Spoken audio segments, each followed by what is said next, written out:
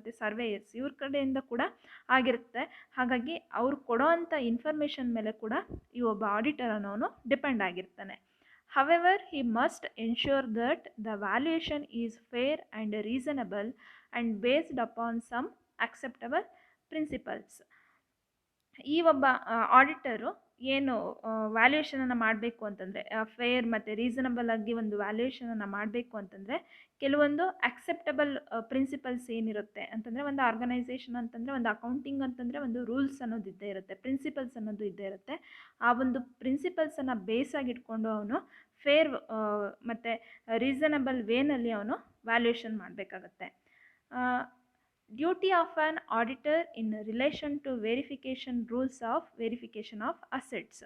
ಈ ಒಂದು ಅಸೆಟನ್ನು ವ್ಯಾಲ್ಯೂಯೇಷನ್ ಮಾಡಬೇಕಂತಂದರೆ ಒಬ್ಬ ಆಡಿಟರು ಏನೇನು ಡ್ಯೂಟೀಸ್ ಮಾಡಬೇಕಾಗುತ್ತೆ, ಒಬ್ಬ ಆಡಿಟರ್ನ ಕರ್ತವ್ಯಗಳು ಏನು ಅಂತ ನೋಡೋದಾದರೆ, the auditor should give his attention to the following while verifying assets. ಅಸೆಟನ್ನು ವ್ಯಾಲ್ಯೂ ಮಾಡಬೇಕಾದ್ರೆ ಈ ಫಾಲೋಯಿಂಗ್ ಸ್ಟೆಪ್ಸನ್ನು ಫಾಲೋ ಮಾಡಬೇಕಾಗುತ್ತೆ.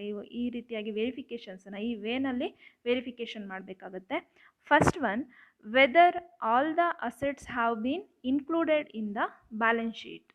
ಬ್ಯಾಲೆನ್ಸ್ ಶೀಟ್ ಅಂತಂದರೆ ನಿಮಗೆ ಗೊತ್ತು, ಅದೊಂದು ಫಿನಾನ್ಷಿಯಲ್ ಸ್ಟೇಟ್ಮೆಂಟ್ ಅಂತ ಕರಿತೀವಿ. ಒಂದು ಆರ್ಗನೈಸೇಷನ್ದು ಫಿನಾನ್ಷಿಯಲ್ ಪೊಸಿಷನ್ನು ಹೇಗಿದೆ ಅನ್ನೋದು ಈ ಒಂದು ಫಿನಾನ್ಷಿಯಲ್ ಸ್ಟೇಟ್ಮೆಂಟಿಂದ ಗೊತ್ತಾಗ್ತಾ ಹೋಗುತ್ತೆ. ಫಿನಾನ್ಷಿಯಲ್ ಸ್ಟೇಟ್ಮೆಂಟ್ ಅಂತಂದರೆ ಅಲ್ಲಿ trading account, profit and loss account ಮತ್ತು ಬ್ಯಾಲೆನ್ಸ್ ಶೀಟೆಲ್ಲ ಇನ್ಕ್ಲೂಡ್ ಆಗಿರುತ್ತೆ. ಈ ಬ್ಯಾಲೆನ್ಸ್ ಶೀಟು ಅನ್ನೋದು ಅಲ್ಲಿರುವಂಥ ಒಬ್ಬ ಸ್ಟೇಕ್ ಹೋಲ್ಡರ್ಸಿಗೆ ಒಂದು ಇನ್ಫಾರ್ಮೇಷನನ್ನು ಪ್ರೊವೈಡ್ ಮಾಡುವಂಥ ಒಂದು ಸ್ಟೇಟ್ಮೆಂಟ್ ಆಗಿರುತ್ತೆ. ಈ ಬ್ಯಾಲೆನ್ಸ್ ಶೀಟಲ್ಲಿ ಅವರು ಹೇಳುವಂಥ ಅಸೆಟ್ಸ್ಗಳು ಎಲ್ಲದೂ ಕೂಡ ಇನ್ಕ್ಲೂಡ್ ಆಗಿದೆಯಾ ಇಲ್ವಾ ಅನ್ನೋದನ್ನು ಈ ಒಬ್ಬ ಆಡಿಟರ್ ಏನು ಮಾಡಬೇಕಾಗುತ್ತೆ, ವೆರಿಫಿಕೇಷನ್ ಮಾಡಬೇಕಾಗತ್ತೆ. Whether valuation has been made properly. ವ್ಯಾಲ್ಯೂಯೇಷನನ್ನು ಏನು ವ್ಯಾಲ್ಯೂಯೇಷನ್ ಆಗಿರುತ್ತೆ, ಅಲ್ಲಿರುವಂಥ ಡೈರೆಕ್ಟರ್ಸ್ ಆಗಿರ್ಬೋದು, ಪಾರ್ಟ್ನರ್ಸ್ ಆಗಿರ್ಬೋದು, ಅವ್ರು ಮಾಡಿರುವಂಥ ವ್ಯಾಲ್ಯೂಯೇಷನ್ನು ಪ್ರಾಪರ್ ವೇನಲ್ಲಿ ಆಗಿದೆಯಾ ಅನ್ನೋದನ್ನು ತಿಳ್ಕೊಬೇಕಾಗತ್ತೆ. Next, whether assets existed on the date of balance sheet. Balance ಶೀಟಲ್ಲಿ ಪ್ರಿಪೇರ್ ಮಾಡಬೇಕಾದ್ರೆ ಯಾವ ಡೇಟಲ್ಲಿ ಅಸೆಟ್ಟನ್ನು ಮೆನ್ಷನ್ ಮಾಡಿರ್ತಾರೆ ಆ ಡೇಟಲ್ಲಿ ಆ ಒಂದು ಅಸೆಟ್ ಆರ್ಗನೈಸೇಷನಲ್ಲಿ ಇತ್ತಾ, ಎಕ್ಸಿಸ್ಟೆನ್ಸಲ್ಲಿ ಇತ್ತಾ ಅನ್ನೋದನ್ನು ತಿಳ್ಕೊಬೇಕು. ಆಮೇಲೆ where under the ownership of the concern. ಆ ಒಂದು ಕನ್ಸರ್ನ್ ಅಥವಾ ಒಂದು ಅಸೆಟ್ ಆಗಿರ್ಬೋದು ಅಥವಾ ಬಿಸ್ನೆಸ್ ಆಗಿರ್ಬೋದು ಯಾರ ಓನರ್ಶಿಪ್ ಅಂಡರಲ್ಲಿ ಇದೆ ಅನ್ನೋದ್ರ ಬಗ್ಗೆ ಕೂಡ ಈ ಒಬ್ಬ ಆಡಿಟರ್ ತಿಳ್ಕೊಬೇಕಾಗತ್ತೆ. Were free from other encumbrances or changes or charges than shown in the balance sheet. ಈ ಒಂದು ಬ್ಯಾಲೆನ್ಸ್ ಶೀಟಲ್ಲಿ ಚಾರ್ಜ್ ಮಾಡಿರೋ ಅಂತಹ ವ್ಯಾಲ್ಯೂಸ್ ಏನಿರುತ್ತೆ ಆ ಒಂದು ವ್ಯಾಲ್ಯೂಸು ರಿಯಲ್ ಆಗಿ ಆಗಿರೋ ಅಂಥದ್ದ, ಮತ್ತು ಬ್ಯಾಲೆನ್ಸ್ ಶೀಟಲ್ಲಿ ತೋರಿಸಿರುವಂಥ ಚಾರ್ಜಸ್ಸನ್ನು ಬಿಟ್ಟು ಎಕ್ಸ್ಟ್ರಾ ಚಾರ್ಜಸ್ ಏನಾದರೂ ಆಗಿದೆಯಾ ಆ ಒಂದು ಅಸೆಟ್ ಮೇಲೆ ಅನ್ನೋದನ್ನು ನೋಡಬೇಕಾಗುತ್ತೆ. ಎಕ್ಸ್ಟ್ರಾ ಚಾರ್ಜಸ್ ಅಂತಂದರೆ ಕೆಲವೊಂದು ಸಲ ರಿಪೇರಿಂಗ್ ಚಾರ್ಜಸ್ ಮತ್ತು ಅಡಿಷ್ನಲ್ ಚಾರ್ಜಸನ್ನು ತೋರಿಸ್ತಾರೆ, ಅದು ಬ್ಯಾಲೆನ್ಸ್ ಶೀಟಲ್ಲಿ ಇನ್ಕ್ಲೂಡ್ ಆಗಿರಬೇಕು. ಕೆಲವೊಂದು ಸಲ ಬ್ಯಾಲೆನ್ಸ್ ಶೀಟಲ್ಲಿ ಇರೋದಿಲ್ಲ, ಬರೀ ವ್ಯಾಲ್ಯೂಯೇಷನನ್ನು ಮಾಡ್ತಿದ್ದಾರೆ ಅಂತ ಎಕ್ಸ್ಟ್ರಾ ಇನ್ಫಾರ್ಮೇಷನ್ ತೋರಿಸುವಂಥ ಚಾನ್ಸಸ್ಸು ಕೂಡ ಇರುತ್ತೆ. ಹಾಗಾಗಿ ಬ್ಯಾಲೆನ್ಸ್ ಶೀಟಲ್ಲಿ ಶೋ ಮಾಡಿರುವಂಥ ಇನ್ಫಾರ್ಮೇಷನ್ನೇ ಇಲ್ಲೂ ಇದೆಯಾ ಅಂತ ಕಂಪ್ಯಾರಿಸನ್ ಮಾಡಿ ನೋಡಬೇಕಾಗುತ್ತೆ. Next, whether depreciation applied at each asset is adequate and proper. ಅಂದರೆ ಅಸೆಟ್ ಅಂತಂದರೆ ನಿಮಗೆ ಗೊತ್ತಾದ್ರ ವ್ಯಾಲ್ಯೂ ಯಾವಾಗಲೂ ಡಿಪ್ರಿಷಿಯೇಟ್ ಮತ್ತು ಅಪ್ರಿಸಿಯೇಷನ್ ಆಗ್ತಾನೇ ಇರುತ್ತೆ. ಲ್ಯಾಂಡ್ ಆ್ಯಂಡ್ ಬಿಲ್ಡಿಂಗ್ ಅಂದರೆ ಅದು ಅಪ್ರಿಷಿಯೇಟ್ ಆಗುವಂಥದ್ದು. ಇನ್ನು ಅದರ್ ಮೆಷಿನರೀಸು, ಫರ್ನಿಚರ್ಸು ಇದ್ರುಗಳ ವ್ಯಾಲ್ಯೂ ಏನಾಗುತ್ತೆ, ಕಡಿಮೆ ಆಗ್ತಾ ಇರುತ್ತೆ, ಡಿಪ್ರಿಷಿಯೇಟ್ ಆಗುವಂಥದ್ದು. ಈ ಒಂದು ಡಿಪ್ರಿಸಿಯೇಷನ್ ಅನ್ನೋದು ಅಡಿಕ್ವೇಟ್ ಮ್ಯಾನರಲ್ಲಿ, ಪ್ರಾಪರ್ ಮ್ಯಾನರಲ್ಲಿ ಮಾಡ್ತಾ ಇದ್ದಾರಾ, ಯಾವ ಮೆಥಡನ್ನು ಫಾಲೋ ಮಾಡ್ತಾ ಇದ್ದಾರೆ ಅನ್ನೋದ್ರ ಬಗ್ಗೆ ವೆರಿಫಿಕೇಷನ್ ಮಾಡಬೇಕಾಗತ್ತೆ. Whether increase in the property if any has been shown in the balance sheet. In case ಆ ಒಂದು ಆರ್ಗನೈಸೇಷನಲ್ಲಿ ಇರುವಂಥ ಅಸೆಟ್ ವ್ಯಾಲ್ಯೂ ಏನಾದರೂ ಇನ್ಕ್ರೀಸ್ ಆಗ್ತಿದ್ರೆ, for example land and building value ಯಾವಾಗಲೂ ಇನ್ಕ್ರೀಸ್ ಆಗ್ತಾ ಇರುತ್ತೆ. ಆ ಒಂದು ಪ್ರಾಪರ್ಟಿ ಇನ್ಕ್ರೀಸ್ ಆಗ್ತಾ ಇದ್ದರೆ ಅದ್ರ ವ್ಯಾಲ್ಯೂ ಬ್ಯಾಲೆನ್ಸ್ ಶೀಟಲ್ಲಿ ಶೋ ಆಗ್ತಾ ಇದೆಯಾ ಇಲ್ವಾ, ಅಲ್ಲಿ ತೋರಿಸಿದಾರಾ ಇಲ್ವಾ ಅನ್ನೋದನ್ನು ವೆರಿಫಿಕೇಷನ್ ಮಾಡಬೇಕಾಗುತ್ತೆ. ಕೆಲವೊಂದು ಸಲ ಅಪ್ರಿಸಿಯೇಷನ್ ವ್ಯಾಲ್ಯೂಯನ್ನು ತೋರಿಸೋದೇ ಇಲ್ಲ, ಅಂದರೆ ಕೆಲವೊಂದು ಫ್ರಾಡನ್ನು ಮಾಡೋ ಒಂದು ಇಂಟೆನ್ಷನ್ ಇಟ್ಕೊಂಡವರು ಆ ರೀತಿ ಮಾಡ್ತಾ ಹೋಗ್ತಾರೆ, ಅದನ್ನು ನೋಡಬೇಕಾಗತ್ತೆ. Next, whether expenses on repairs and renewals of assets have been debited to income expenditure account. ಈ ಒಂದು ಆರ್ಗನೈಸೇಷನಲ್ಲಿ ಏನು ಎಕ್ಸ್ಪೆಂಡಿಚರ್ಸ್ ಆಗಿರುತ್ತೆ ಆ ಒಂದು ಎಕ್ಸ್ಪೆಂಡಿಚರ್ಸು ಮತ್ತು ಇನ್ಕಮ್ ಎಕ್ಸ್ಪೆಂಡಿಚರ್ಸ್ ಅಂತಂದರೆ ರೀಪೇಸ್ ಆಗಿರ್ಬೋದು, ರಿನೆವಲ್ಸ್ ಆಗಿರ್ಬೋದು, ಇವನ್ನೆಲ್ಲ ನಾವು ಪ್ರಾಫಿಟ್ ಆ್ಯಂಡ್ ಲಾಸ್ ಅಕೌಂಟಲ್ಲಿ ಡೆಬಿಟ್ ಸೈಡಲ್ಲಿ ತೋರಿಸೋ ಅಂಥದ್ದು. ಇನ್ಕಮ್ಸನ್ನು ಕ್ರೆಡಿಟ್ ಸೈಡಲ್ಲಿ ತೋರಿಸೋ ಅಂಥದ್ದು. ಇನ್ಕಮ್ ಎಕ್ಸ್ಪೆಂಡಿಚರ್ ಅಕೌಂಟ್ ಅಂತಂದರೆ ಪ್ರಾಫಿಟ್ ಆ್ಯಂಡ್ ಲಾಸ್ ಅಕೌಂಟ್ ಅಂತಲೇ ಅರ್ಥ. ಈ ಒಂದು ಇನ್ಕಮ್ ಎಕ್ಸ್ಪೆಂಡಿಚರ್ ಅಕೌಂಟಲ್ಲಿ ಎಕ್ಸ್ಪೆಂಡಿಚರ್ಸ್ ಎಲ್ಲ ಡೆಬಿಟ್ ಸೈಡಲ್ಲೇ ತೋರಿಸಿದಾರಾ ಅಥವಾ ಕ್ರೆಡಿಟ್ ಸೈಡ್ ಯಾವುದಾದ್ರೂ ತೋರಿಸಿದಾರಾ, ಯಾವ್ಯಾವ ಐಟಮು ಯಾವ್ಯಾವ ಕಡೆ ಬಂದಿದೆ ಅನ್ನೋದನ್ನು ವೆರಿಫಿಕೇಷನ್ ಮಾಡಬೇಕಾಗತ್ತೆ. Next, whether sale deed has been checked if assets have been purchased from a seller.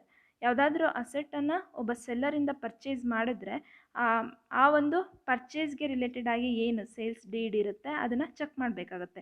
ಎಷ್ಟು ಅಸೆಟ್ಟನ್ನು ಪರ್ಚೇಸ್ ಮಾಡಿದ್ದಾರೆ, ಯಾವ ಡೇಟಲ್ಲಿ ಪರ್ಚೇಸ್ ಮಾಡಿದ್ದಾರೆ, ಆ ಅಸೆಟ್ದು ರಿಯಲ್ ವ್ಯಾಲ್ಯೂ ಏನು, ಅಮೌಂಟು ಸರಿಯಾಗಿ ತೋರಿಸಿದಾರಾ ಅಂತ ಸೇಲ್ಸ್ ಡೀಡನ್ನು ಚೆಕ್ ಮಾಡಿಬಿಟ್ಟು, ಮತ್ತು ಅವಶ್ಯಕತೆ ಇದ್ದಾಗ ಆ ಒಬ್ಬ ಸೆಲ್ಲರ್ಸನ್ನು ಮೀಟ್ ಮಾಡಿ ಅವರ ಒಂದು ಏನು ಇನ್ಫಾರ್ಮೇಷನ್ಸ್ ಇರುತ್ತೆ, ಅವರು ಮೇಂಟೈನ್ ಮಾಡಿರುವಂಥ ರೆಕಾರ್ಡ್ಸ್ ಏನಿರುತ್ತೆ ಅದನ್ನು ನೋಡಿಬಿಟ್ಟು ಕರೆಕ್ಟ್ ವ್ಯಾಲ್ಯೂ ಏನು ಅನ್ನೋದನ್ನು ಅಸೈನ್ ಮಾಡಬೇಕಾಗುತ್ತೆ, ವ್ಯಾಲ್ಯೂಯೇಷನ್ ಮಾಡಬೇಕಾಗುತ್ತೆ.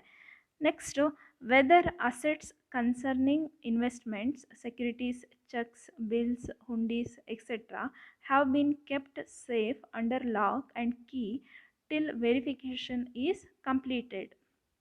ಅಂದರೆ ಈ ಒಂದು ಅಸೆಟ್ಗೆ ರಿಲೇಟೆಡ್ ಆಗಿ ವ್ಯಾಲ್ಯೂಯೇಷನನ್ನು ಮಾಡಬೇಕಾದ್ರೆ ಆ ಅಸೆಟ್ ಮೇಲೆ ಏನೆಲ್ಲ ಇನ್ವೆಸ್ಟ್ಮೆಂಟ್ಸನ್ನು ಮಾಡಿರ್ತಾರೆ, ಅದು ಸೆಕ್ಯೂರಿಟೀಸ್ ಆಗಿರ್ಬೋದು, ಚೆಕ್ಸಲ್ಲಿ ಆಗಿರ್ಬೋದು, ಅಥವಾ ಬಿಲ್ಸಲ್ಲಿ ಆಗಿರ್ಬೋದು, ಅಥವಾ ಹುಂಡೀಸಲ್ಲಿ ಆಗಿರ್ಬೋದು, ಏನು ಅಸೆಟ್ಸ್ ಮೇಲೆ ಇನ್ವೆಸ್ಟ್ಮೆಂಟ್ಸ್ ಮಾಡಿರ್ತಾರೆ ಆ ಒಂದು ಶ್ಯೂರಿಟೀಸ್, ಆ ಒಂದು ರೆಕಾರ್ಡ್ಸ್ ಎಲ್ಲ ಕೂಡ ಒಂದು ಲಾಕಲ್ಲಿ ಸೇಫಾಗಿ ಇಟ್ಟಿರಬೇಕು.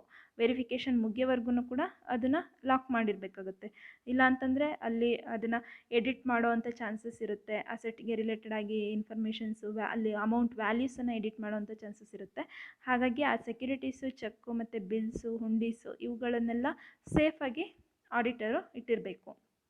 ಆಗ ಅವನಿಗೆ ಆ ಒಂದು ಅಸೆಟ್ ಮೇಲೆ ಎಷ್ಟು ಇನ್ವೆಸ್ಟ್ಮೆಂಟನ್ನು ಮಾಡಿದ್ದಾರೆ ಅನ್ನೋದ್ರ ಬಗ್ಗೆ ಕ್ಲಿಯರ್ ಕಟ್ ಇನ್ಫಾರ್ಮೇಷನ್ಸು ಸಿಗ್ತಾ ಹೋಗುತ್ತೆ.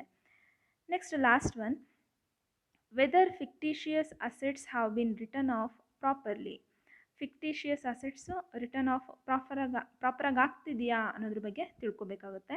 ಫಿಕ್ಟಿಷಿಯಸ್ ಅಸೆಟ್ ಅಂತಂದರೆ ಈ ಗುಡ್ ವಿಲ್ಲು, ಕಾಪಿರೈಟ್ಸು, ಪೇಟೆಂಟ್ಸು ಮತ್ತು ಟ್ರೇಡ್ ಮಾರ್ಕ್ಸ್ ಎಲ್ಲ ಬರುತ್ತೆ ನೋಡಿ, ಇವುಗಳನ್ನ ಫಿಕ್ಟಿಷಿಯಸ್ ಅಸೆಟ್ಸ್ ಅಂತ ಕರಿತೀವಿ. ಅಂತಂದರೆ fictitious assets means the asset have no physical existence ಅಂತ. ಅದನ್ನು ನೋಡೋದಕ್ಕಾಗಲಿ ಮುಟ್ಟೋದಕ್ಕಾಗಲಿ ಆಗೋದಿಲ್ಲ, ಅಂದರೆ ಪ್ರೆಸೆಂಟ್ ಎಕ್ಸಿಸ್ಟೆನ್ಸಲ್ಲಿ ಇರೋ ಅಂಥದ್ದು.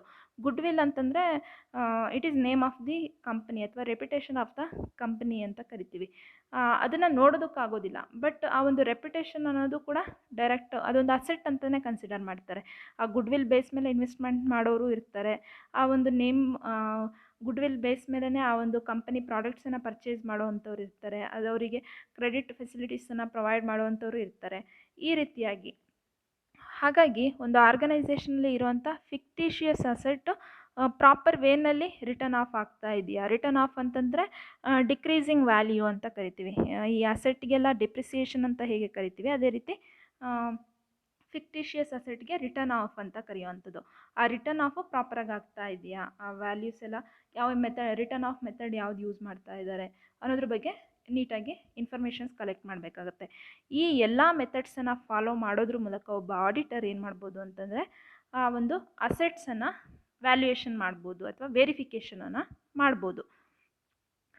ಗೊತ್ತಿರಲಿ, ಅಸೆಟ್ ಒಬ್ಬ ಆಡಿಟರ್ ಏನಿರ್ತಾನೆ ಅಸೆಟ್ ವ್ಯಾಲ್ಯೂಯೇಷನ್ ಮಾಡಬೇಕಾದ್ರೆ ಅಲ್ಲಿರುವಂತಹ ಇಂಟರ್ನಲ್ ಅವರು ಡೈರೆಕ್ಟರ್ಸ್ ಆಗಿರ್ಬೋದು, ಪಾರ್ಟ್ನರ್ಸ್ ಆಗಿರ್ಬೋದು, ಟೆಕ್ನಿಕಲ್ ಎಕ್ಸ್ಪರ್ಟ್ಸ್ ಆಗಿರ್ಬೋದು, ಇವರು ಏನು ಇನ್ಫಾರ್ಮೇಷನ್ ಪ್ರೊವೈಡ್ ಮಾಡ್ತಾರೆ ಅದನ್ನು ಬೇಸಾಗಿ ಇಟ್ಕೊಂಡು ಅವನು ವ್ಯಾಲ್ಯೂಯೇಷನ್ ಮಾಡೋ ಅಂಥದ್ದು.